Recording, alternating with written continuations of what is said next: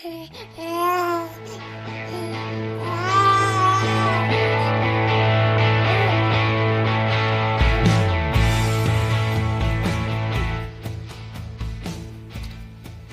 to the Aging Well podcast. I'm Jeff Armstrong here with Corbin Bruton. In this and the episodes that follow, we will share candid discussions on aging and hear from the experts. We are here to inform and encourage as we experience, aging. No longer satisfied with the quiet life of sitting on the porch or puttering around the house, retirees, or soon-to-be, are looking to create a passionate, active, fulfilled, and engaging latter life. That's where Ron Pevny comes in. His inspiring guide helps you to do what he calls conscious aging, or making a reality of the life of growth, purpose, service, and spiritual exploration you've always imagined for yourself. In addition to wisdom for navigating loss and grief, Pevny offers advice that helps you identify your goals, contribute to society, remain engaged and relevant, and spend your latter years in profound personal development. In this episode, we are joined by Ron Pevny to discuss his book, Conscious Living, Conscious Aging, and how to grow spiritually, physically, intellectually, emotionally, and socially with purpose to age well. Ron, welcome to the Aging Well podcast. Let's begin by just having you tell us a little bit about yourself and how you became interested in aging. Well, thank you, Jeff, for having me on your podcast. It's an honor. I'm somebody, Jeff, who has had a strong sense of calling for a long time. And I guess I gained some clarity about that back when I was in my very late 20s and I just completed my graduate education at the California Institute of Integral Studies.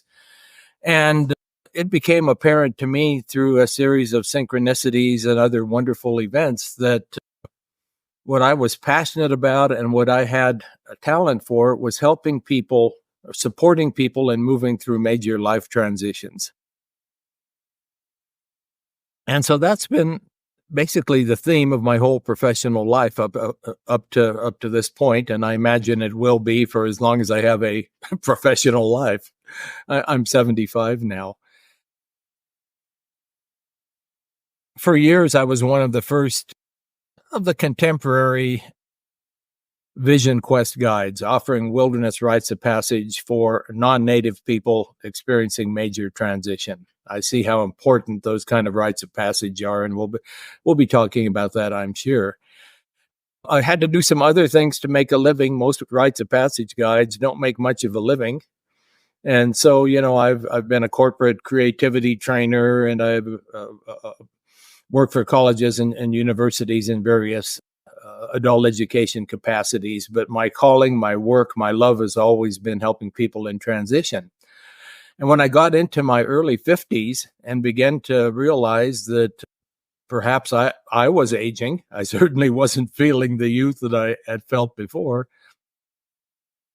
I began to realize that, and I knew a whole lot about the rites of passage movement, if you will, but I realized that there was nothing out there to support people in that major passage from midlife adulthood to what is definitely a life stage, a unique life stage called elderhood.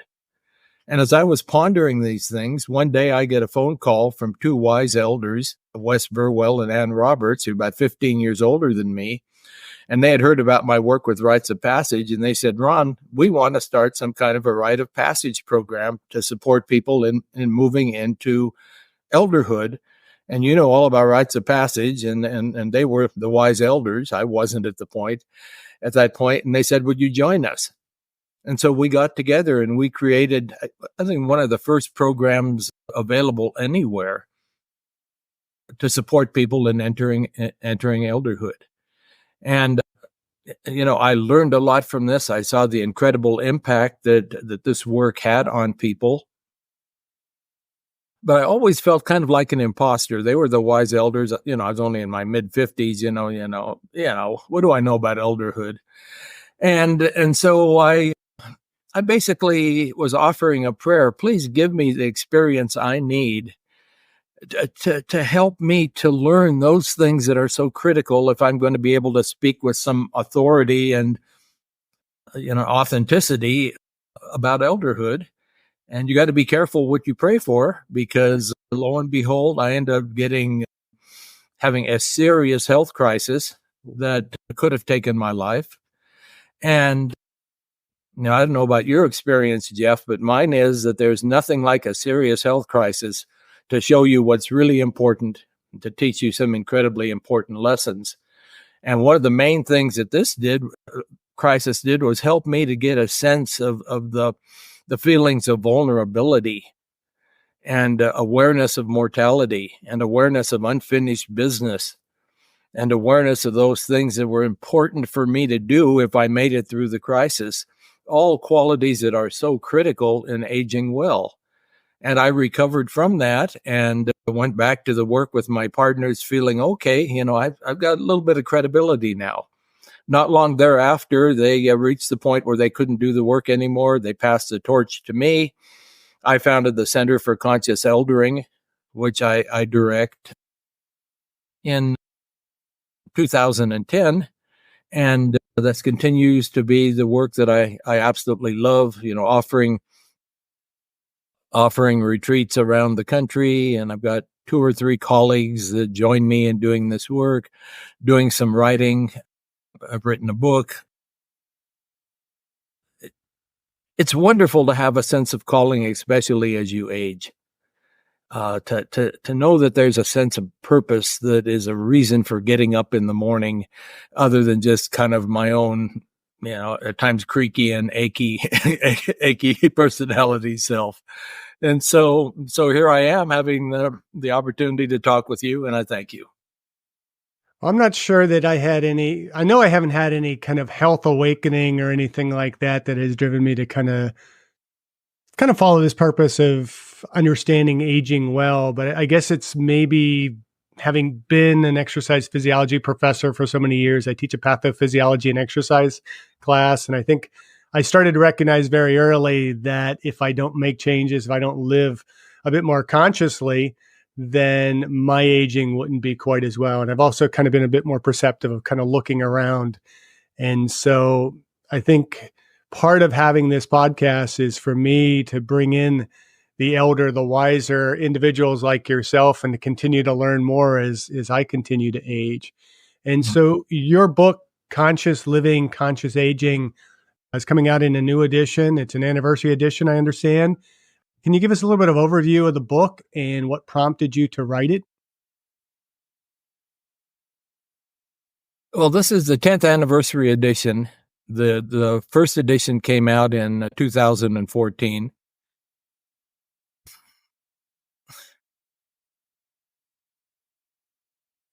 I've done a lot of writing of many articles over all these years that I've been working at support people in conscious elderhood.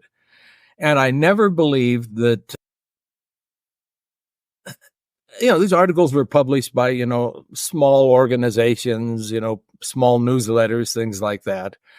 And I never thought that I had what it took, the wisdom or the talent or the visibility to write a book. And lo and behold, one day from out of the blue back in 2013, I get a call from Beyond Words Publishing, which is they're an affiliate of Simon & Schuster. And they called and said, we've learned about you. We've read some of your articles. They saw me doing a couple of professional things that I had done, a couple online workshops. And they said they would like to write a book on conscious aging. And there really wasn't much out there at the time. And they asked if I would write a book for them. And I'll tell you, I don't know what you know about the publishing business, but I know so many struggling authors who, just pull their hair out trying to find a publisher somewhere. And when all of a sudden life sends you a publisher who asks you to write a book for them, that's a sign, And I guess what I could say is that people have often told me that, I've got a style in presenting retreats that is welcoming and inspiring. And people who've read what I've written and said, Ron, you really write in many ways like you talk.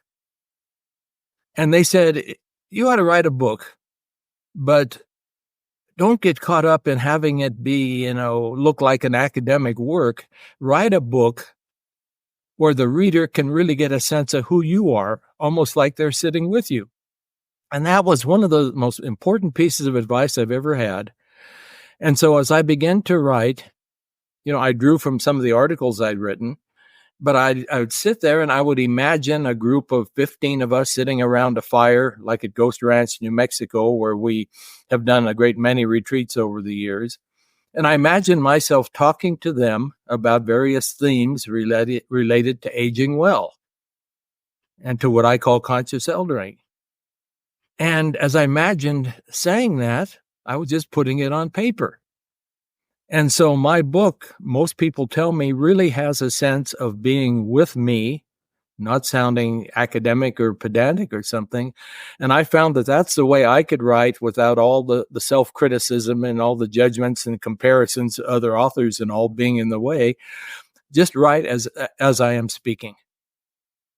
And so as I wrote the book 10 years ago, and now I have the privilege to do this new edition with several new chapters and some other changes, I realized that I wanted this book to really follow almost the template that our retreats follow, and to have the chapters flow and unfold in the way that our retreats flow and unfold. And our retreats really they are structured to serve as a rite of passage for people on the journey into elderhood. And so if you read the book, you're going to have a chance to experience moving through the various steps that we share on our retreats of how to negotiate that passage from midlife into elderhood. And so it's kind of like a retreat on paper, and it feels really good to me. And it feels pretty neat to be an author. I don't know if you are, but it feels pretty neat to be an author, I'll tell you. I fall in that category of a wannabe author. I've written a few things that have never gotten published. Probably one of the favorite things I wrote, and it's kind of the same thing. You just kind of write how you want to speak. When my wife was pregnant with my son, he just turned 19 last week. Before he was born, I wrote a book, Lessons for Liam. And I don't think anybody else has read the book other than maybe one or two friends that I've shared it with about, the kind of thoughts for feedback. But it doesn't matter to me if nobody ever buys it. It's on Amazon if anybody wants to look for it. And then I also have kind of written one that kind of falls along the lines of our theme of well-centered fitness that goes with the aging well. And again, I haven't gotten that published because it's the same thing. It's so hard to find publishers. So I agree with you. If you have a publisher that's knocking on your door, that's that calling to sit down and write the book because somebody wants it to be written. And that kind of brings me to my next question is, in the book, you talk about this sense of calling. How does one discover their sense of calling, and what advice do you have for those who really don't feel they have that sense of calling? Well, I think the words calling and purpose refer to similar things, but perhaps there's some shades of difference. And I think for the people I work with, generally I prefer to talk about purpose rather than calling. I think that maybe some of us have, and I'm thinking of myself and certain other people I know, have a sense of calling that is so absolutely strong that you kind of, once you are visited by the sense of calling, you just cannot let it go. But I think for the vast majority of us, there may not be that specific something. Like my particular work for me, that you could call a calling. But I do believe that all of us have and can find and can greatly benefit by finding a sense of purpose.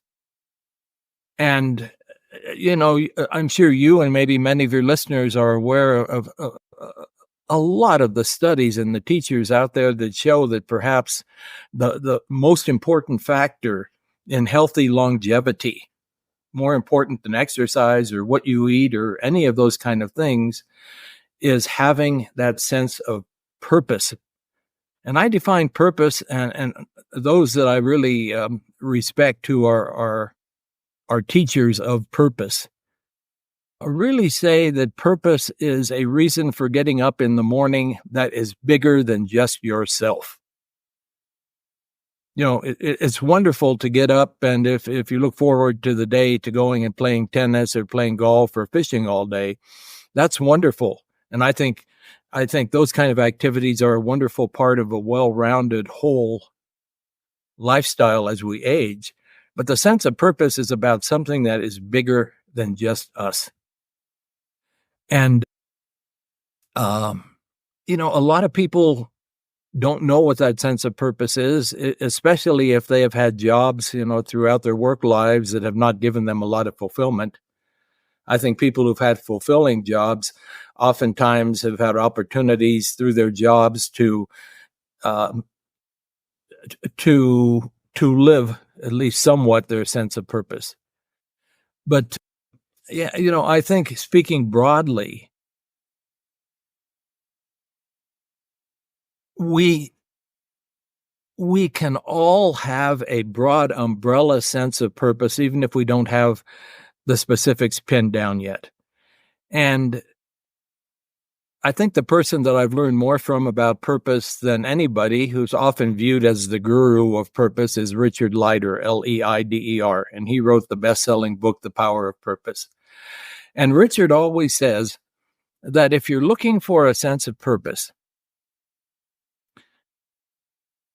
start with this as kind of an umbrella that can spread out for you.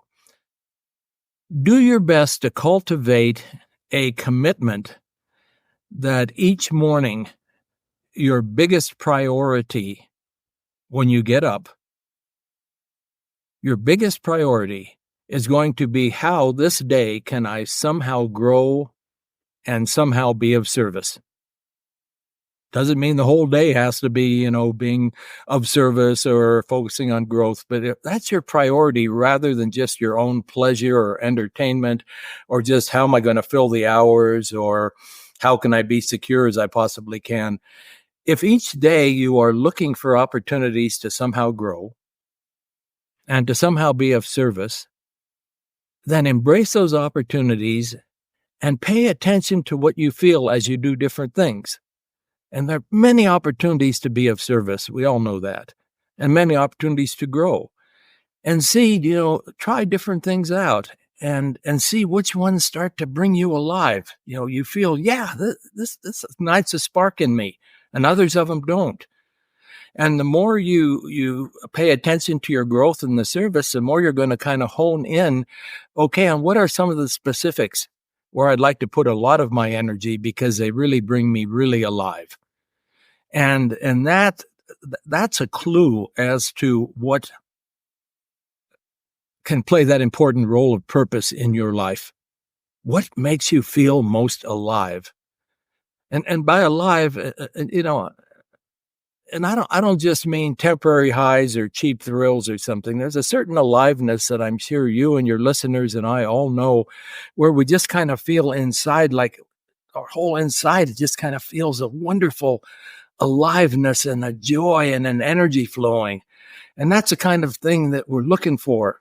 What are those things that instill that kind of feeling in us? And those are clues to help us find our sense of purpose. That's awesome. I always write the word purpose with a capital P when I'm referring to the purpose that you're talking about. It's like, I did this on purpose. That's a small P, but my purpose, why, I'm up this morning, why I'm doing this podcast, all those things are directed toward that big P purpose. And, yeah. And I've been fortunate. My dad was a management consultant and he did a lot of writing similar to yourself. And his big focus was always on purpose. And so I think I gleaned a lot of that from him. But for the listener, some people might read the book and say, well, this is intended for those baby boomers as they're getting toward their elder years. I'm not that old yet. I don't have to worry about these things. How do you speak to that younger generation? When do we start considering conscious aging? I don't think it's ever too early. But I certainly think when we get into mid to late 40s, definitely the 50s, we should begin to be thinking about it. And these are the reasons.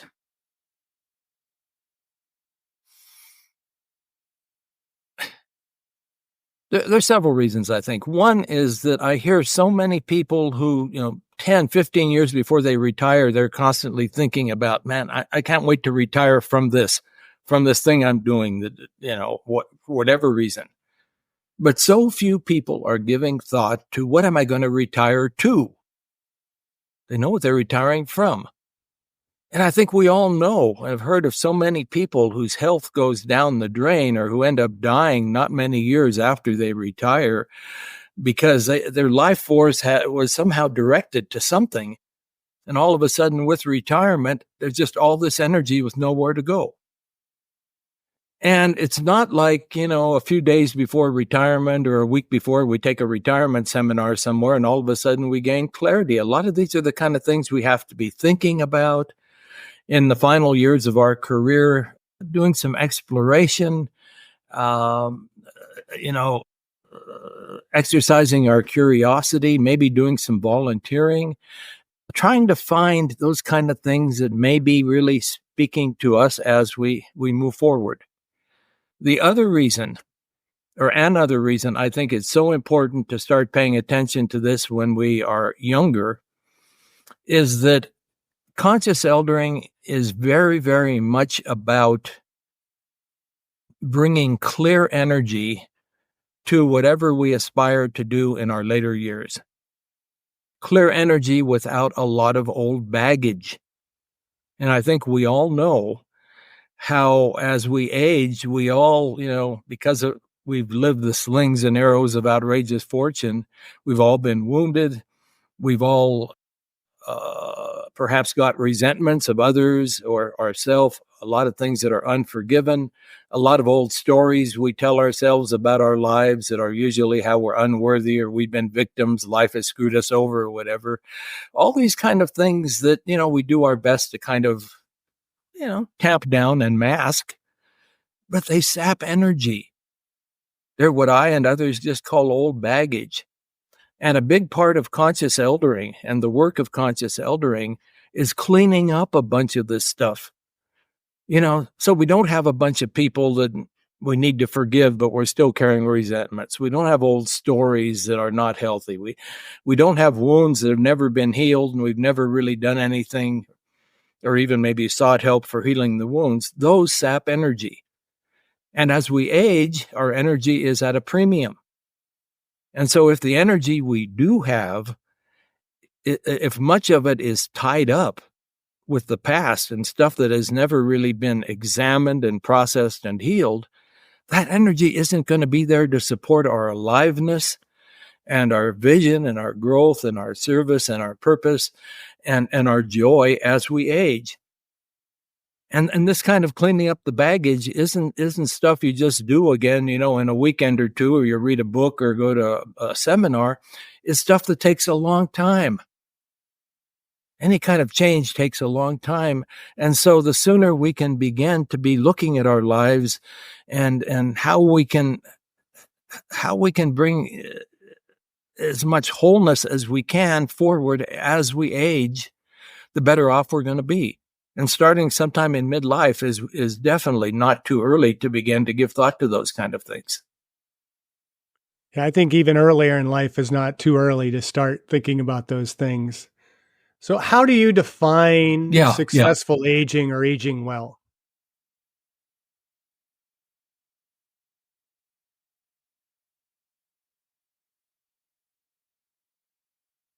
Oh boy. Yeah, there's it's such a multidimensional topic. And I would say that, anybody who does any investigating, just go online. You could find all kinds of books and programs on successful aging, active aging, positive aging, healthy aging.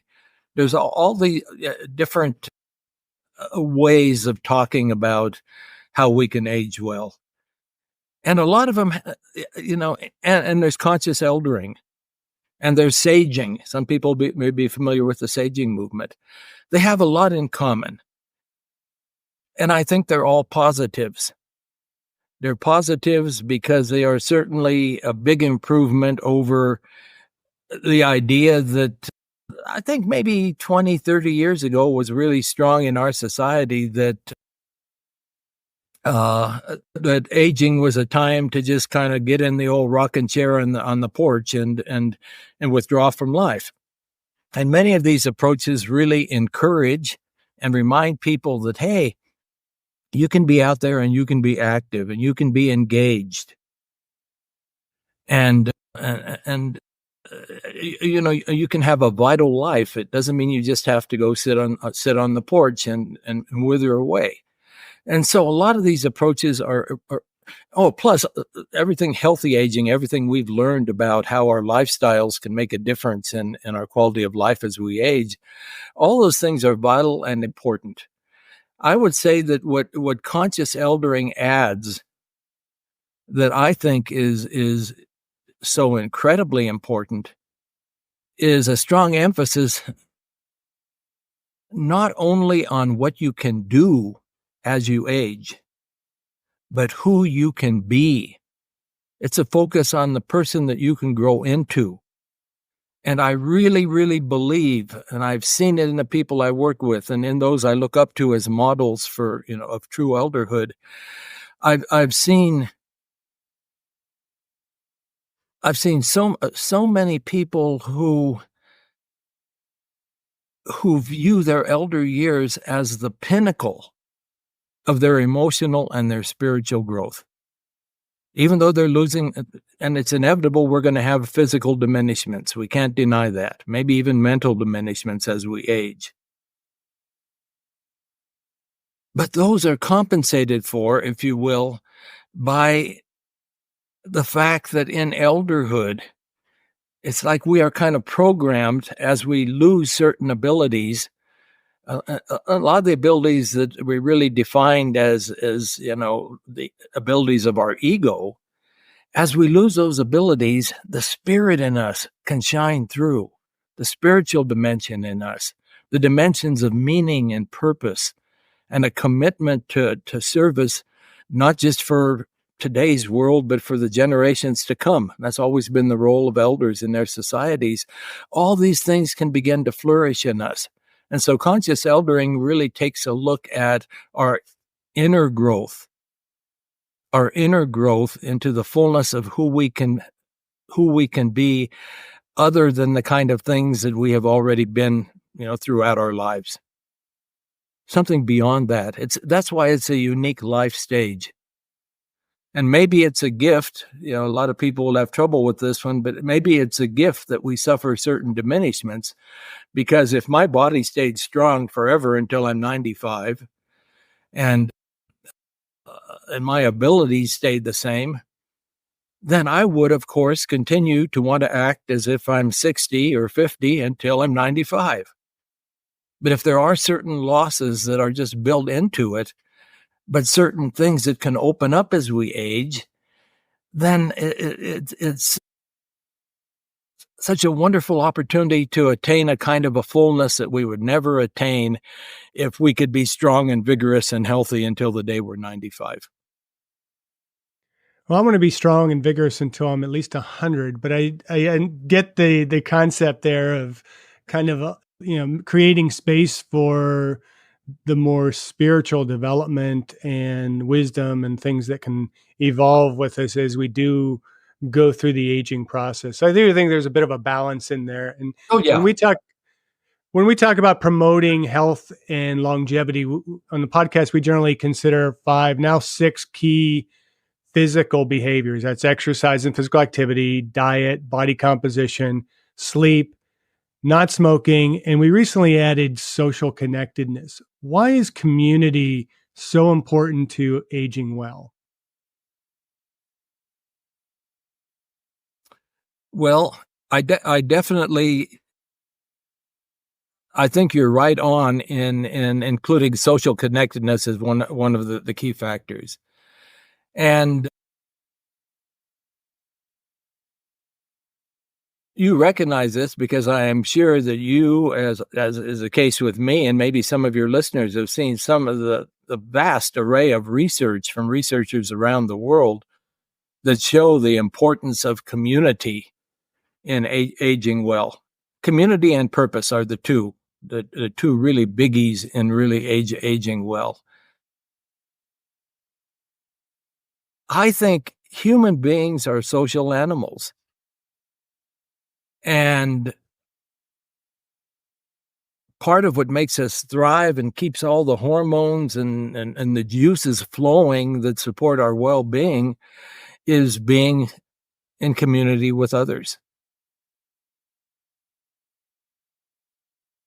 And we also tend to, we tend to, I think we're wired to take on and resonate with the ideas of the society and the people around us. And I think by and large, we live in a society that does not support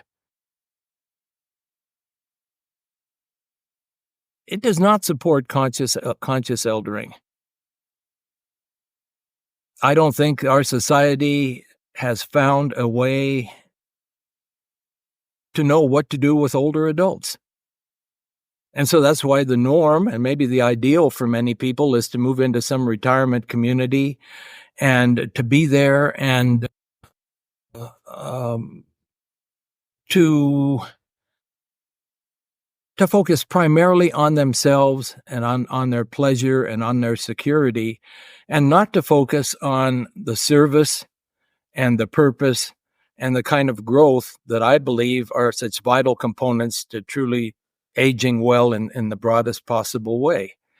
And so if you have a society that largely glorifies youth, as ours does, and oftentimes I think the message out there is that aging is really almost like a disease or something, rather than a part of a natural process of growth through life stages. If that's the message that's all around us, then it's inevitable that we're going to internalize a lot of those negative messages. And so many people have internalized them. But if you have community around you of kindred spirits who share some of your vision and your perspectives on how aging can be, a beautiful chapter, a time for service and growth. If you have people around you like that, then you are much more likely then to be able to live in such a way and to make decisions in such a way.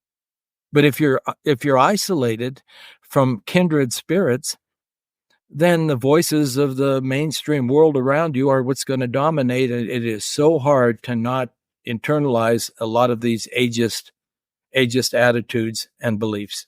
And so for me, I guess maybe the one small addition I would make to your recommendation there of, having a strong social network, or however you put it, is to me, it's not just having a bunch of people around you. It's having kindred spirits, people you resonate with, you share values together, you support each other in being the best you can do, you support each other's growth. To me, that's the kind of community that is truly nourishing and life supportive, more than just a bunch of people that you can play racquetball with 100 people or pickleball with 100 people. But that doesn't necessarily mean that you've got a soul nourishing community. You've just got 100 people you play pickleball with. Yeah, you understand the distinction I'm making there? Absolutely. And as you were speaking, I started thinking about, we talk about kind of when we refer to the social connectedness, we kind of refer to healthy social connectedness, meaning, surround yourself with the people that are healthy and growth oriented and building you up and supporting you, and you can provide support to. And I think maybe what I need to do is alter that a bit to social connectedness with purpose, because Yeah. you're right that just having a community of pickleball players, okay, can have a little bit of. And it's funny how you move from racquetball to pickleball. I mean, I'm sure probably when you were about my age, racquetball was much more of that retirement sport for people. I used to work I was a fitness director at a racket club in Pittsburgh right after I got my master's degree. And that was the big sport. Everybody's doing racquetball. Now it's pickleball. Yeah. And, once you retire, you got to learn how to play pickleball. Well, I'm going to age myself a little, maybe age you, but before racquetball, it was handball. Oh, yeah. There were some guys. That hurt your hands, I'll tell you what. Yeah, I never really got it, partly because I don't have good eye-to-hand coordination. Never had. I always said I'm never good with a sport that involves a ball. But, yeah, I remember handball. And there were some, I guess those were kind of considered the old-timers at the racket club that were playing handball instead of just racquetball. That's right. Yeah. So, I mean, we talk a lot about the physical aspect of aging well on this podcast, but we also do consider the spiritual, intellectual, emotional, and social dimensions of wellness, what I have come to kind of refer to as well-centered fitness. An old friend of mine that's a follower of the podcast kind of referred to it as SPIES because of the acronym.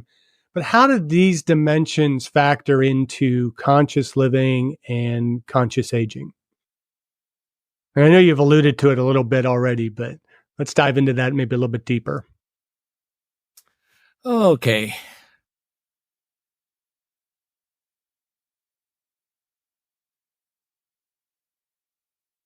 Well, one thing you haven't asked me explicitly, but I think it needs to be part of my response to that, to your good question there, is what does the word conscious mean?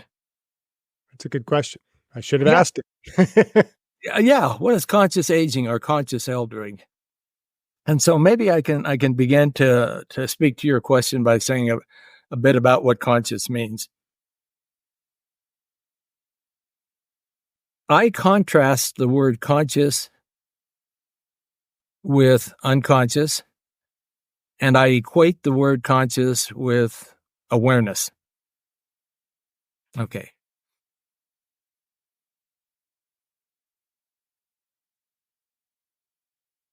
Conscious aging or conscious eldering encourages increasing and ongoing greater awareness of several things.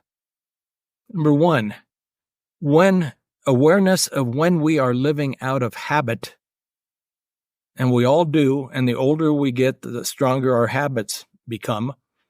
And that's one of the reasons to begin to do this work when we're younger, because it takes a long time, as we all know, to alter habits we've had.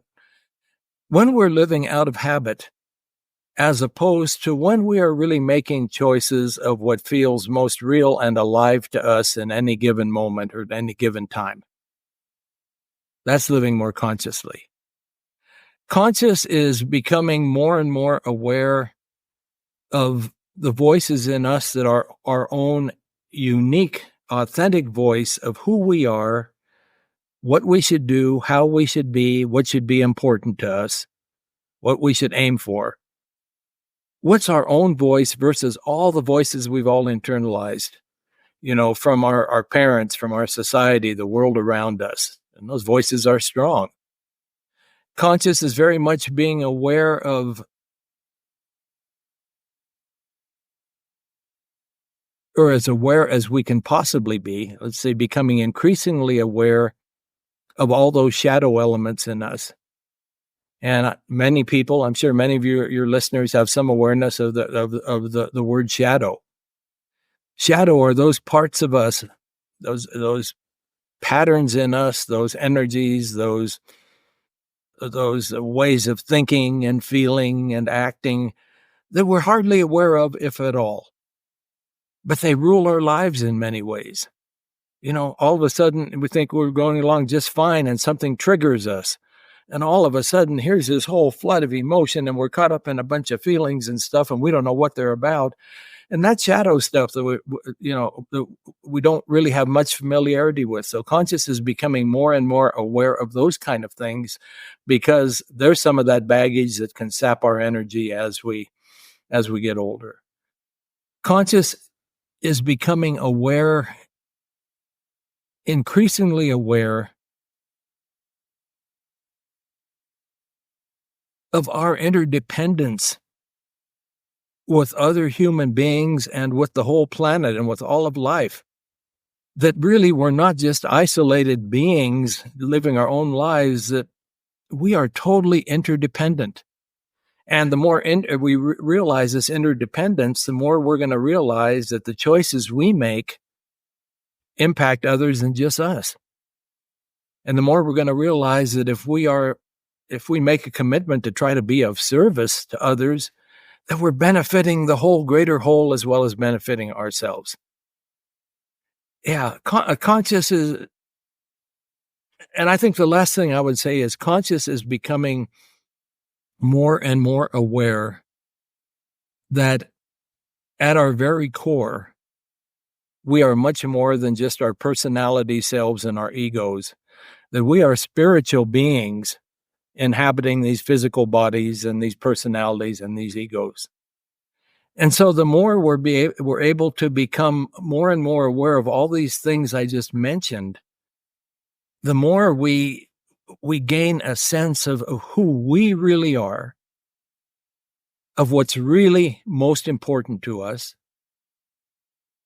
what brings us the most joy and sense of fulfillment, authentically rather than what others tell us should bring us joy and fulfillment, of what our purpose might be, what our gifts might be that at this life stage we can be giving to the world to make a real difference.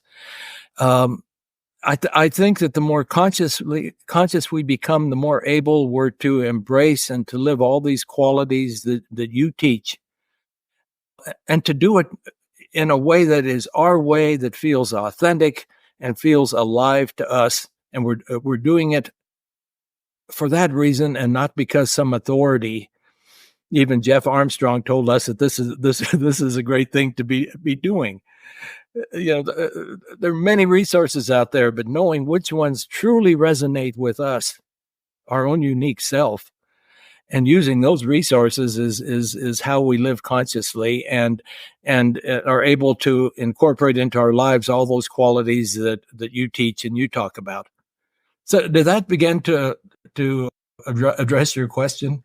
Absolutely. And you've been addressing it kind of the whole way through this interview. I think, the nature of this conscious living being really a much more spiritual as well as physical, intellectual, emotional, and social existence is really important, I think, for the listeners. And that kind of leads to my next question is how should the listeners approach using your book?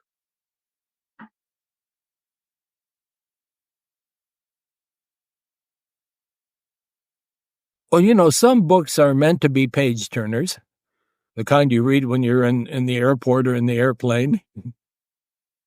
Some books are meant to be really savored and approached meditatively.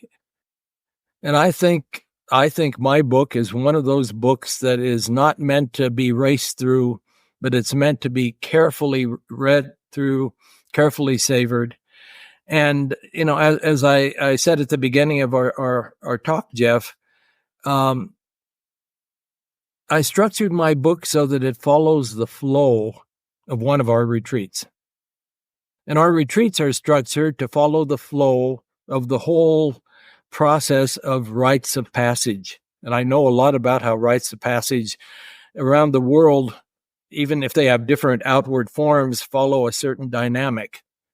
And so my book is structured to kind of guide a person through that dynamic, the different steps of that dynamic. And there are a lot of exercises and practices in the book that can help people to not just be reading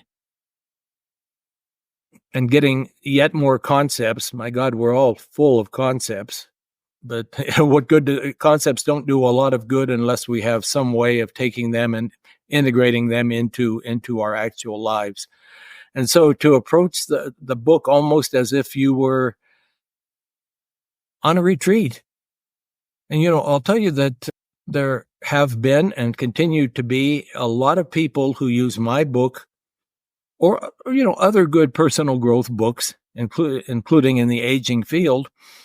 They get together with others, and over a period of time, they have, like, some people call it an elder wisdom circle. And they work through the book with a group of people.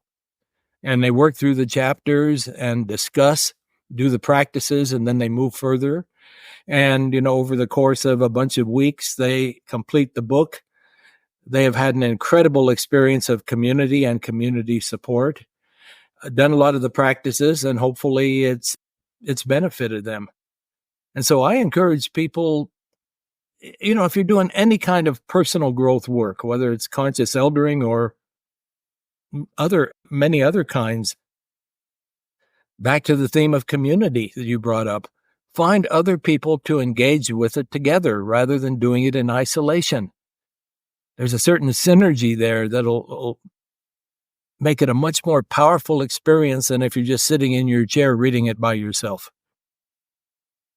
Yeah, when I read the book for the purposes of this interview, I read through it primarily for content. And as I finished it, really as I was passing through each of the chapters, it's like, I have to go back to this because I'm not getting the full depth of the book. I'm not getting the full experience of the book. And so I agree. I like the idea of reading it with a group, taking time, participating in the book as opposed to just simply reading it, at the airport or wherever you mentioned you might want to read it. And aging is obviously, or aging well is really full of transitions. And in the book, you identify 3 phases or sets of dynamics that we encounter as we negotiate these transitions. Can you elaborate on those a little bit? I believe they were severance, neutral zone, and reincorporation. Yeah. I had the privilege to apprentice with and to be one of the first students of Stephen Foster and Meredith Little back in the late 70s. And they are often viewed as the people who perhaps have done more than anybody to remind modern society of the importance of rites of passage.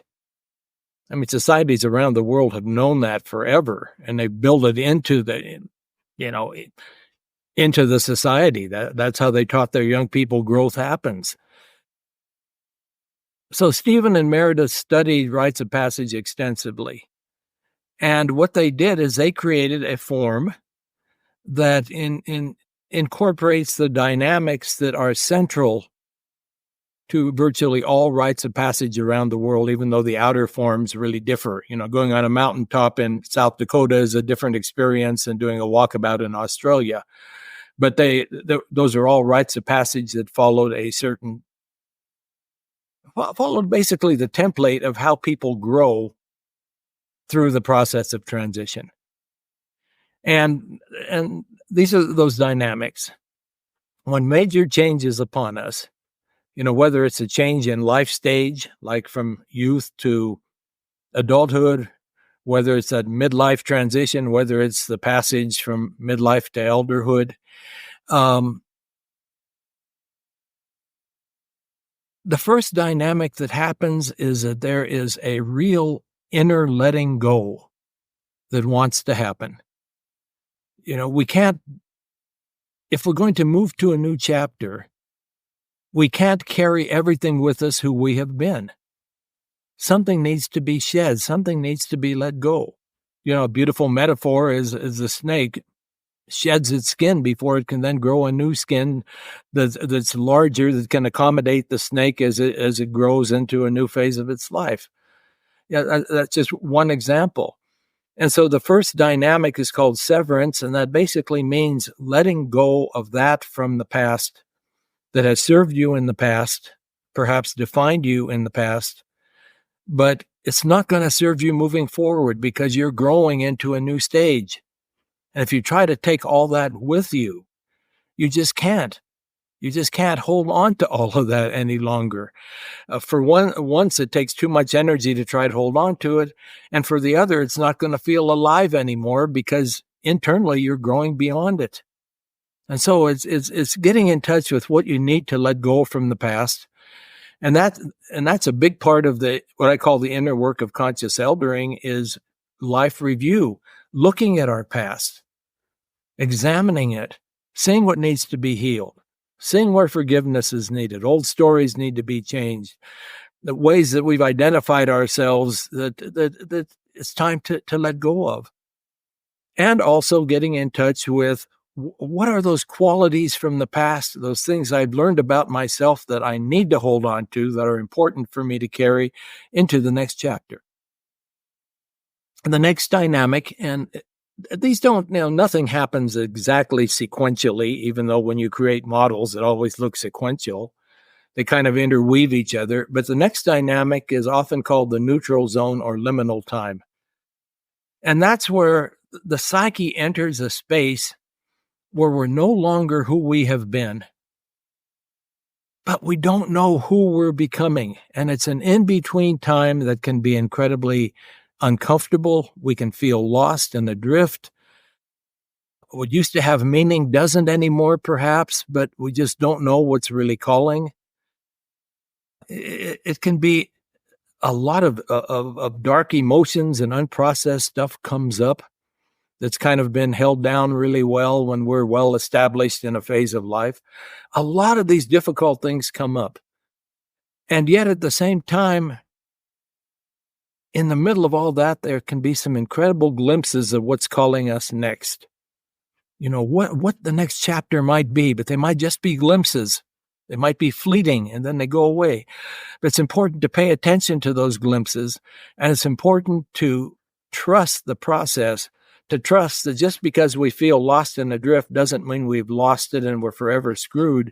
It's all part of a wonderful process, and that we're going to move through it if we try to stay conscious and not fight it. And gradually we're going to find that we're entering a new chapter. The signposts for that new chapter are going to get stronger, a sense of aliveness again, and we'll gradually find that there's a new self emerging. That is what this process of transition was designed to allow to emerge. And that's called reincorporation oftentimes. And that basically means after you've been through this dark neutral zone, you've been on your hero's journey. Maybe a lot of your listeners know that term. You've been through the dark time and you're emerging and you're reincorporating. You're going back to community, the world of community, to a place where you have a role, but you're coming with new gifts, a new energy, a new freshness, a new sense of who you are, because in some essential ways, you are a new being emerging into a new stage of life. And those are the three stages or the three dynamics of all significant transitions. And they try to happen in all of us. And if we approach them consciously, there's a much better chance that we're going to move through the transition well and beautifully. If we try to fight it, or if we're totally unconscious about it, or if we've never even have any awareness of all of this, then we could end up never actually moving forward. And that's why a lot of people who are in midlife, who've never really done a good job of moving through life's passages, emotionally are still children. That's why a lot of people, older people, emotionally are still stuck in midlife, or they're still emotionally children, because their psyche's never had a chance to do this work of growth that the process of transition is designed to make possible. Fascinating. And that kind of almost leads me into my next question, which is a little bit of an off-topic question. It's one that I am often asked myself, and I sometimes ask our guests. And I knew going into this interview, I intentionally wanted to ask you this question because I probably have a little bit of a sense for how your answer might be, but I never know. So I want to hear it. So if you could go back in time and change one thing, what would you change? Oh, that's always such a wonderful question.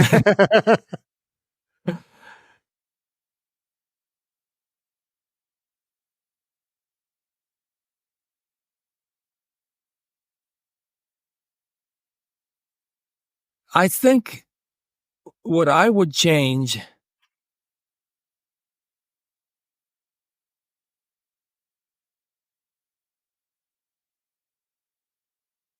is the strong resistance I have oftentimes had to an inner knowing or an inner voice in me that, you know, time has proven was my most authentic, true inner voice. But I have resisted it. And especially when outer circumstances have not seemed to align with what this inner voice was telling me. And I have doubted myself and I have cursed my stupidity for trusting this inner voice.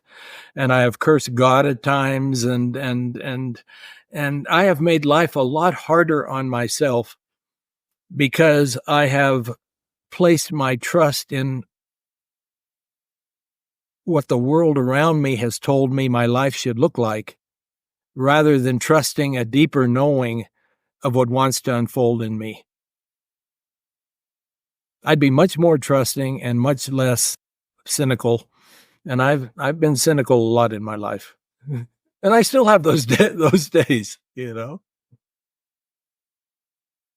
That's a great answer. And again, I get different answers from different people. My answer is generally always nothing, but I've gotten, some really interesting, it's not like you would change your path. You would just change your kind of resistance to that path and you're complaining along the way.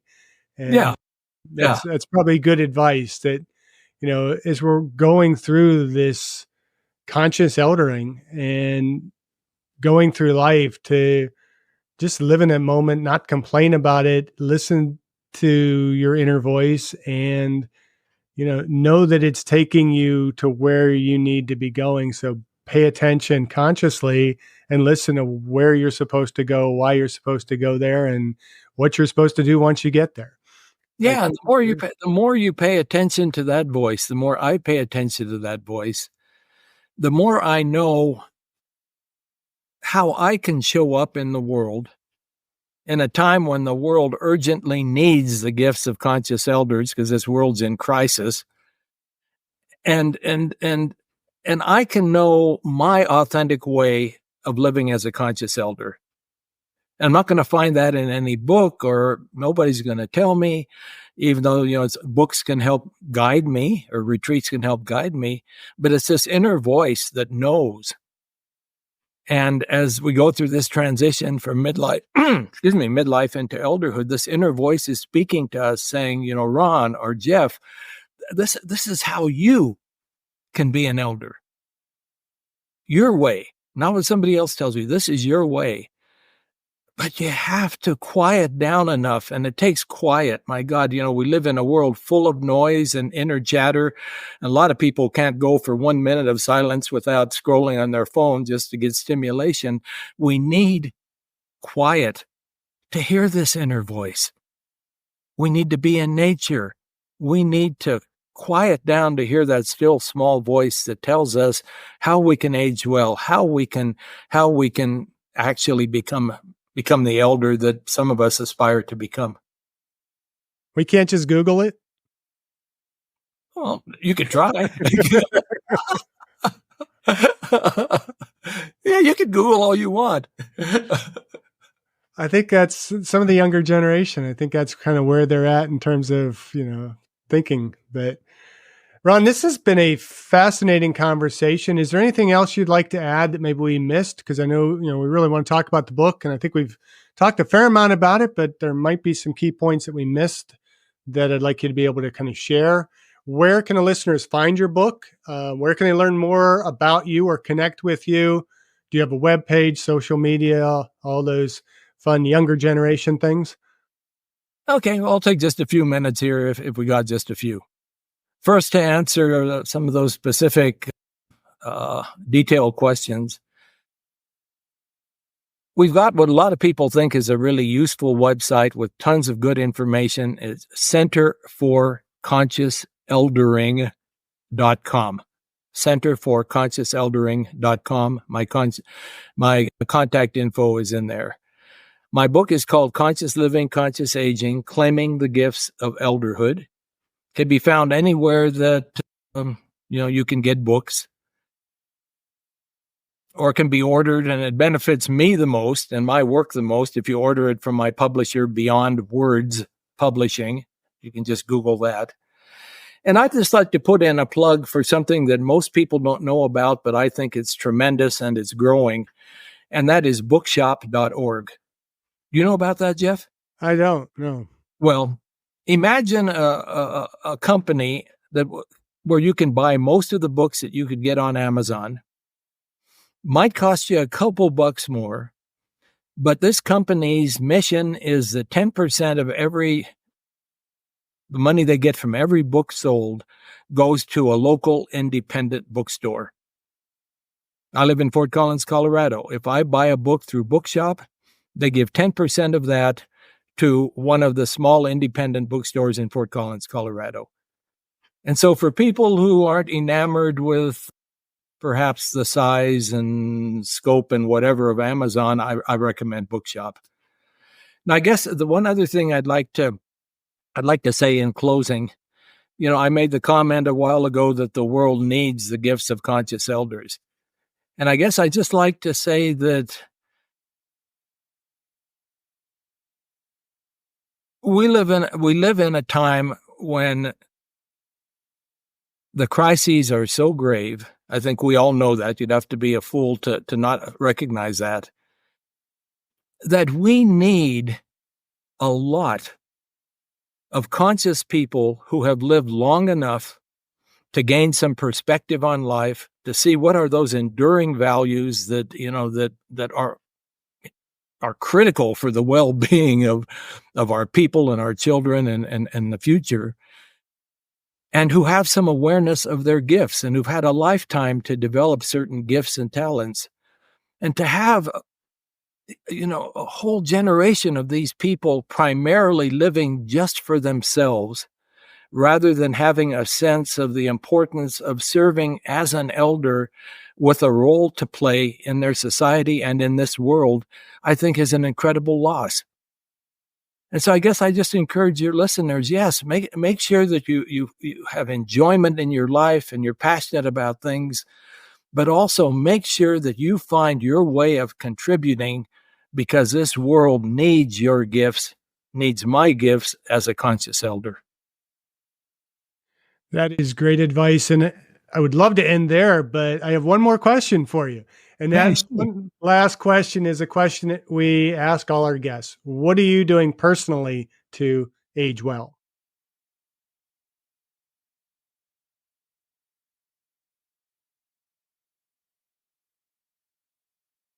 I could point to the fact that I exercise. I think I eat relatively well. I meditate. I do yoga and stretching every morning. I could point to all that kinds of stuff.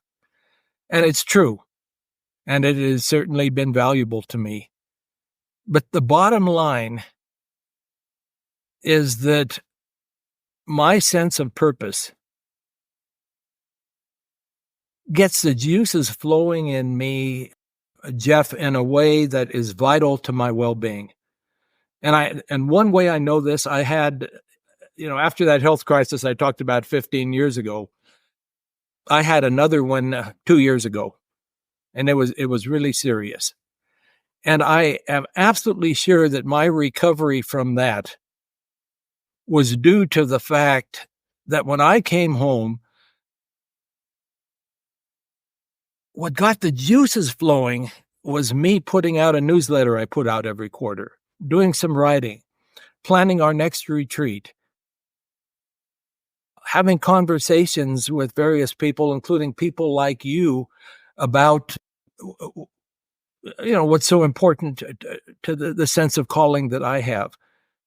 That got the life force flowing in a way that was incredibly healing. And I had people tell me, Ron, this is your chance to just sit, read a little bit, let yourself heal. And my response was, I absolutely know that my living with this kind of purpose and knowing I'm making a difference is more healing for me than it would ever be just sitting, reading a book or doing something. And I guess I'd tell your listeners, I believe that this is true for everybody. Finding and living your sense of purpose as best you can is perhaps the biggest healing and longevity promoting thing I can think of. And it takes work. And you're not going to sit down and you're going to find it just overnight, maybe. But if you make a commitment to it, and I would suggest humbly that if you read my book, there are a lot of suggestions for how you might better, over a period of time, get in sense with your truest sense of purpose in your elderhood. That is a great answer to that question. And I think it really underscores everything that we talk about on this podcast. And we talk about aging well. You're not really aging well, whether you're exercising, dieting, getting adequate sleep. All of that has to be done with the purpose and with that capital P purpose, like I mentioned. And so I really, really appreciate you sharing your time with us today. I'm sure the listeners are left with a lot to consider. So hopefully they'll listen to this, get the book, ponder through it, be conscious about using this episode of the podcast, be conscious about reading your book and implementing the book. I hope you and our listeners will continue to live consciously, age consciously, and keep aging well.